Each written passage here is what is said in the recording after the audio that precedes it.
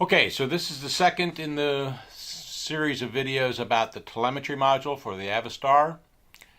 And in this video I'm going to explain the settings in the DX7 that help you use the telemetry. So the first thing is the telemetry is in both the function list and the setup list.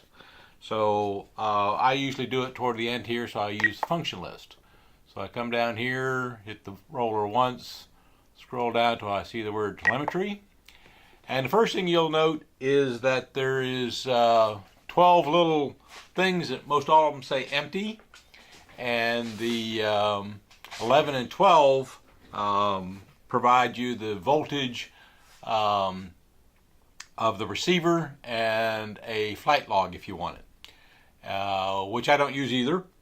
The voltage of the receiver and the voltage from the battery in this particular airplane is the same, or virtually the same. If you're using an electric airplane, you might have a flight voltage for a LiPo, and then the voltage of the receiver would be different. But in this case, they're going to be the same. So in order to set up the telemetry, we're going to scroll down to the first item, and instead of empty, we're going to scroll, don't need RPM, it'll say volts. Then when you click it again, you get to see a menu. And so first off, I'm going to say something about here about the 1S battery. It's not a 1S battery.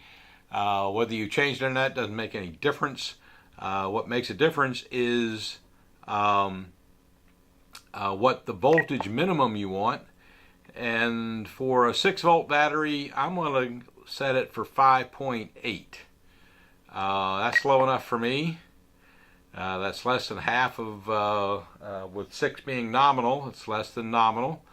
And so if I want an alarm, I want a voice alarm. Okay. So the voltage, if it drops below 5.8, even on an instantaneous basis, it'll give you an alarm. That's what I want. What happens is if you start using 3 or 4 servos all at once, it pulls the battery down, and if it pulls it down below 9.8, I want to know it, and probably a good time to change the battery. That's a personal preference. You have to decide what you want. That's what I like.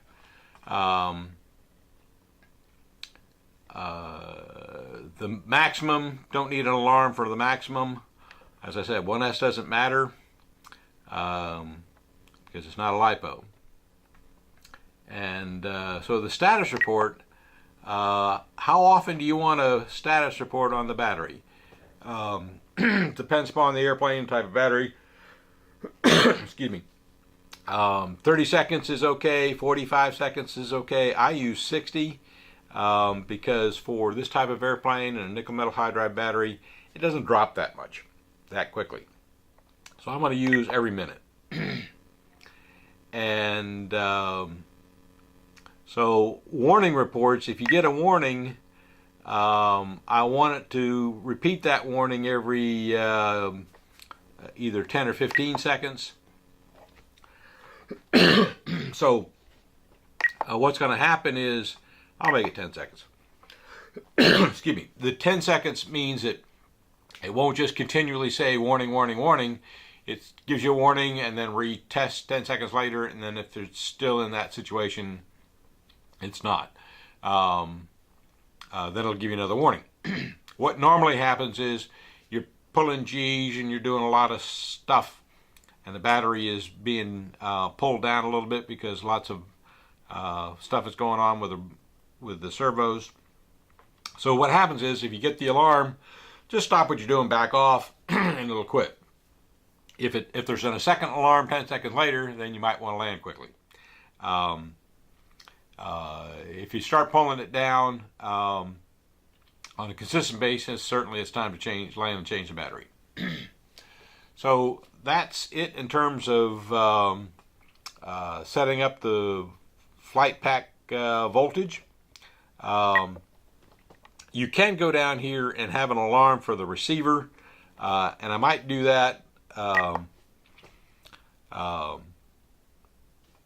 for a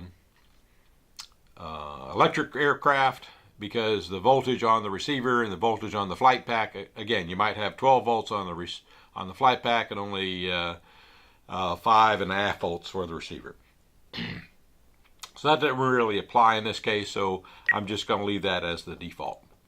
So we'll only have the 1 voltage sensing, and so that's it for the telemetry settings in the DX7.